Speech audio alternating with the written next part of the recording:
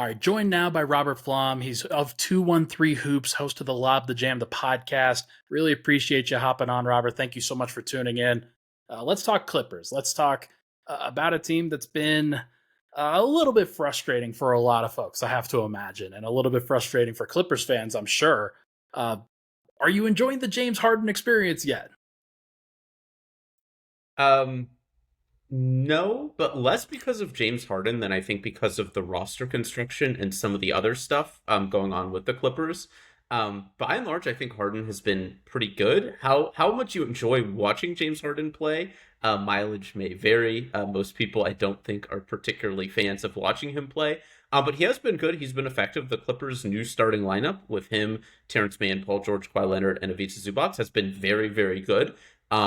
The issue is more the Clippers' other lineups and the Clippers' other players, which I'm sure we'll talk about. So a mixed bag.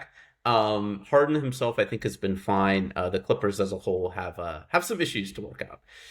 Well, it's funny because I was going to ask you, I think, a fairly inflammatory question. Can the James Harden trade be called the biggest failure of the Steve Ballmer era? That was what I was on my docket, and I don't think that I can really answer that. I can really ask that now if you think it's actually turning out to be way better than expected. I'm not sure if it's better than expected. I mean, I think there have been a lot of failures. So it's hard to stack up one against the other. I think we really need to see it play out a little bit more. I mean, we're still really, really early into it. In terms of enjoyment, it has been, I would say, a failure. You know, as I said, like the actual watching experience has not been great, even though the results the past, couple weeks have been fine. I mean, there are so many other failures. I mean, if I had to say the biggest failure of the Steve Ballmer year, it has to be drafting. The drafting has just been putrid. And it's a big reason why they don't have a lot of talent now in their depth. Because, the James Harden trade, they traded away these veterans. Nick Batum and Robert Covington have been great for the Sixers. PJ Tucker has been abysmal for the Clippers. And that's actually been a big reason for their struggles. But if they would have some young guys, on their bench, maybe it would look better. If they don't, that's probably the biggest failure of the Ballmer era to me is the drafting. Wait and see on Harden. 8-9 record, 2-7 in clutch games. I was looking at the cleaning the glass stats. Like they're 8th in point differential on cleaning the glass, 17th in offensive rating, 4th in defensive rating. The defense has been really good. Can you explain the clutch games thing to me? Because that I think has been surprising. Like how could they be that bad when the games get that close? I think there are a couple things. One is literally until yesterday when Kawhi Leonard eviscerated the Sacramento Kings, who were without Keegan Murray, who's probably their best cover on him. Kawhi Leonard had not been having a great year. Like, he wasn't bad. He hasn't been bad by any means. I mean, when you look at his numbers, they're pretty good. He just hasn't had many signature Kawhi Leonard games, and that has been true in the clutch. I think some of it is, despite all of the jokes, he has played in every game this season. He has been playing back-to-backs. The Clippers are in their first 5 and 7 of the season, I believe, tonight. And it looks like he and Paul George and Russell Westbrook and James Harden are going to play. And to be frank, he is not used to that. I think there are some issues with legs on his jumper, and you do see those more at the end of games. I think also, with the Harden trade, the biggest issue has really been figuring out the totem pole and who gets shots when, who gets the ball when. And I think that has played a factor. Harden, if anything, has been too passive. We always think of Harden from his Houston days taking a million shots with a usage rate of, 50% or whatever it was. That has really not been him on the Clippers. If anything, he's been too differential. So I think that's part of it. Their best player has not been great at the end of games. And also there's just been this kind of back and forth on who gets the ball, how much, who gets shots. Is it like a Harden-led offense? Is it a Kawhi Leonard and Paul George ISO offense? How much is Russell Westbrook involved, etc.? Is that something that can be solved over the period of a regular season and just you get into the flow of things, you understand what guys want to do, when they want to do it, can understand rotation patterns and things like that? It does seem like that might be one of the benefits of trading for Harden early on, because then you kind of work out these kinks in November as opposed to working them out in March. Yeah, and I mean, I think we may have talked about this in our first check-in, but that is why I was in favor of doing the James Harden trade early. There was some thinking that, if you wait, maybe you can get him for less value, but then you would have, each day, each game is less time that you have to integrate a really major piece. So having that additional time to work out the kinks in the regular season, maybe you blow the in-season tournament, but it's okay. It is what it is.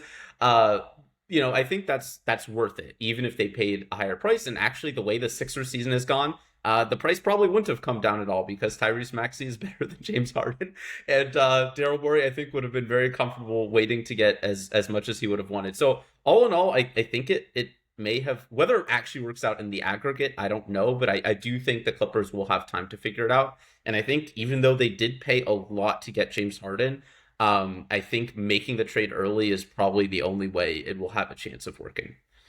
Okay, so let's talk about this now. Clippers are on their steps to recovery now. They've played better outside of the Reggie Jackson, DeAndre Jordan experience. It seems like everything else has been pretty good. What are some of those other steps that they can kind of take to recover now in your mind? Yeah, I mean, I think one is there are other new pieces that needed to be integrated. The first few games after the trade, they did not really have a backup center. Mason Plumlee was injured almost immediately, and they decided to just play small ball, play PJ Tucker at center. Those lineups predictably did not work. They signed Daniel Tice off a buyout, and he has been quite good for the Clippers as a backup. And that has helped. But, he's somebody who needs to be integrated into the team. The first couple games, he was also just kind of playing off veteran instinct. And there's also, guys like Kobe Brown, who has surpassed PJ Tucker in the rotation. Kobe Brown, probably not familiar to a lot of people. He was the 30th pick in this draft. An older rookie.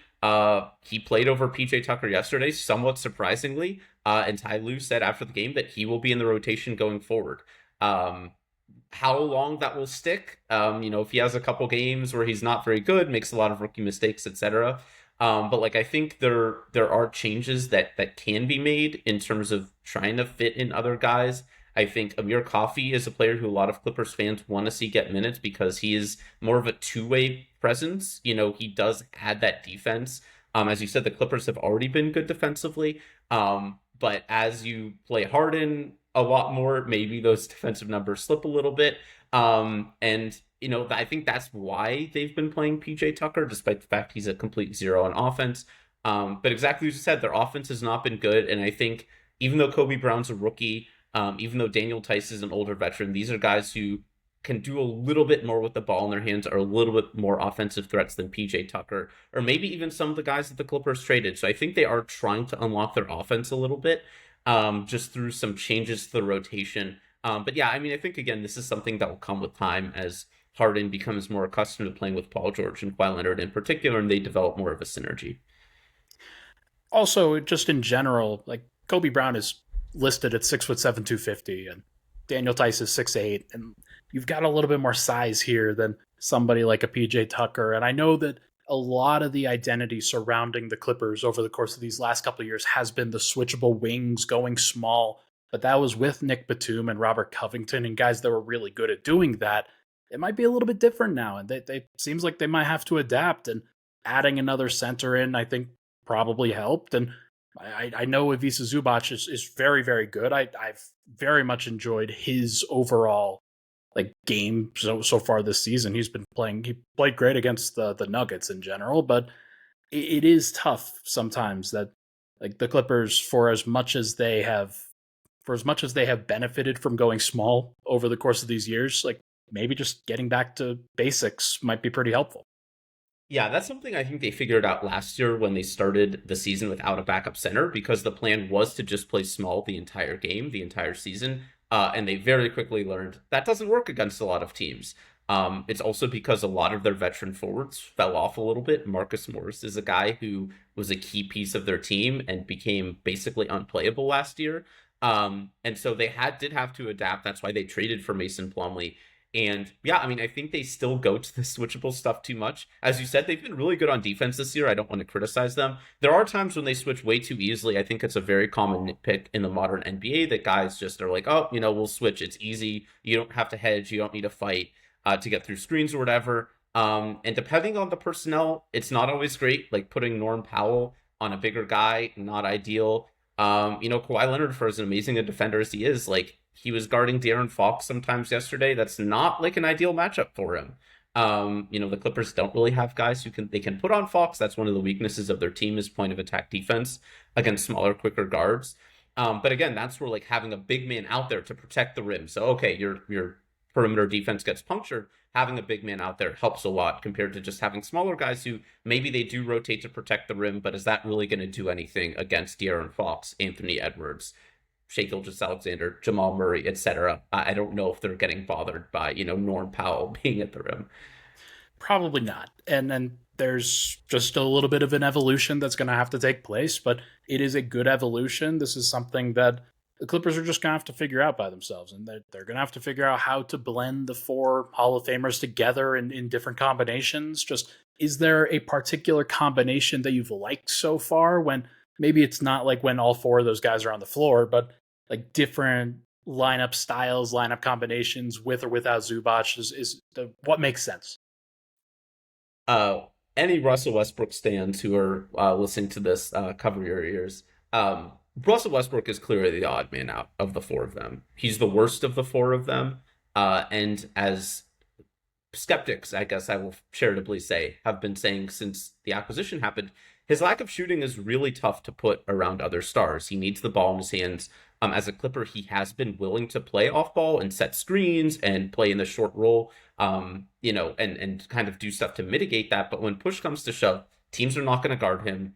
It just really fouls the spacing up. And as you said, like that can work if you have a stretch big man or if you are playing small and don't have another non-shooter out there. But then your defense really suffers. When the Clippers don't have Ivica Zubac out there, their defense falls off a cliff. He's the best rim protector and rebounder on the team. Playing him with Russell Westbrook makes the offense a lot less effective. I think he does have utility when one of those other guys is out to help carry kind of the load and the usage rate. He is a good guy to bring off the bench in terms of just the energy, the physicality, the ability to get downhill against bench units. He's the odd man out in terms of more kind of smaller pairings. I would say James Harden and Kawhi Leonard both play very methodically. They're both very slow. They don't like to push the pace. Ty Lue pretty immediately gravitated towards staggering the two of them together and then Paul George and Russell Westbrook together. I think that's smart, and I think those pairings have generally worked. But to me, I mean, I think ultimately Terrence Mann should and will be playing over Russell Westbrook. I think this Clippers starting lineup right now should be their best lineup. I think there are times when maybe you want to inject Norm Powell instead of Terrence for a little bit more shooting and scoring. Maybe you even play all five of them together for like a really small kind of offensively potent lineup. But I think they need Zoo's rim protection and rebounding. I think they need Terrence's kind of defense and cutting and ability to play with minimal usage. So I think really their starting lineup is probably should be their go-to lineup going forward with, some variations depending on matchups. There are worse lineups to go to than your starting lineup. So definitely okay with that one. And there are things that as long as that group can be positive, as long as that group can kind of be their bellwether, then they will continue to evolve and it will get better. But we'll see where it goes from here. Last question I have for you. Did you enjoy the group stage of the in-season tournament? Was that something that you, kind of covering the Clippers, but also a fan of the NBA, was it something that you enjoyed? For the Clippers, no, because they were terrible in it. But in general, I don't have super strong feelings. I wasn't one of the people who's like, wow, Adam Silver really cooked or whatever. But that said, I mean, I do like the idea of it. I didn't see really the harm in it.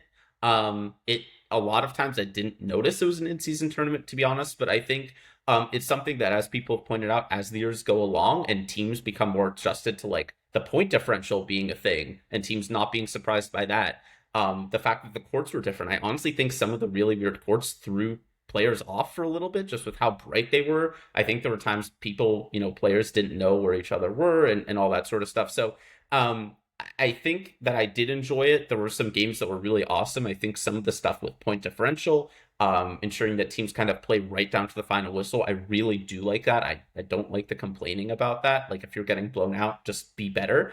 The Clippers were blown out in a couple of them. Like it is what it is. They got blown out. Like, be better. So yeah, I enjoyed it, but I think honestly this first run will probably be the worst of them. I anticipate it'll actually be more fun in years to come. I wonder if rather than doing a random drawing for the groups going forward, if they just made the groups permanent and said, hey, Nuggets, Clippers, Rockets, like you're all in the same group year after year after year. And then maybe that kind of is weird from a divisional standpoint. Maybe there's some things that they can figure out, or maybe they just go to divisions at some point. But I kind of like the idea of consistently playing against the same group and saying, hey, this is going to become a rivalry because these games matter and you're playing against the same teams over and over again. It would also be great for the Nuggets because they own the Clippers. And it would be terrible for the Clippers to be playing in this group year over year. For as long as Jokic is on the Nuggets, I'm pretty sure they will never win the in-season tournament. But it is fun, and I mean, I think the Clippers Nuggets could become a rivalry if it becomes a little bit more even and less one-sided than it has been the past 3 years. Gotta play Bones Highland, man. Gotta get Bones back on the court. That's the only way to do it. I wish, honestly, he might play tonight. Norm Powell is questionable with a knee, so for any Nuggets fans, probably not many of you who still are interested in Bones Highland, he actually probably will be playing tonight, so we'll see. We will see what happens. He is Robert Flom, a writer for 213 Hoops and host of the Lob the Jam the Pod. Thank you so much for hopping on, Robert. Really appreciate you taking the time, man. Yep, thanks, Ryan.